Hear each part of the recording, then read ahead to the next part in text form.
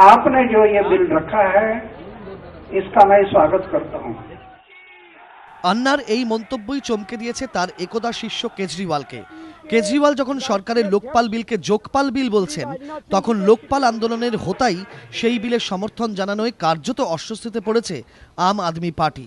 उन्होंने जो समर्थन दिया है उससे थोड़ा मुझे भी दुख है, शायद उन्हें पूरी बातें पता नहीं है। तो जब हम लोग उनसे मिलेंगे कभी भी तो हम उनको समझाएंगे कि किस तरह से कानून है बड़ा खराब है।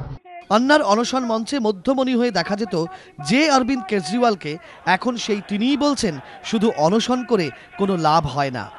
देखिए अन्ना जी अनशन से उठे ऐसा हम भी चाहते हैं, क्योंकि हमने भी अनशन करके देख लिया, अनशन से तो ये लोग नहीं मानने वाले।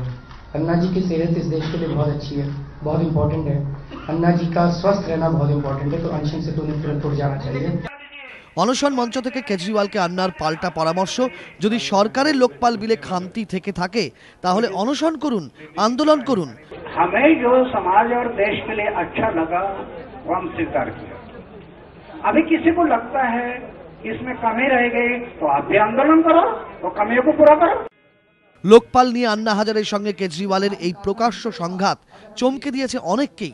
রাজনৈতিক পর্যবেক্ষকদের একাংশের মতে আন্না সরকারি লোকপালকে সমর্থন করায় কেজরিওয়াল বুঝতে পারছেন তার মূল হাতিয়ারই ভোতা হতে চলেছে, তাই আর রাগঢাক না রেখেই সরব হচ্ছেন তিনি।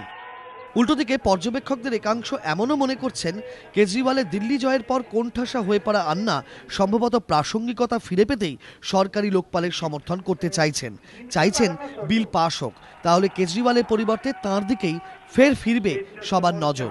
এবিপি আনন্দ।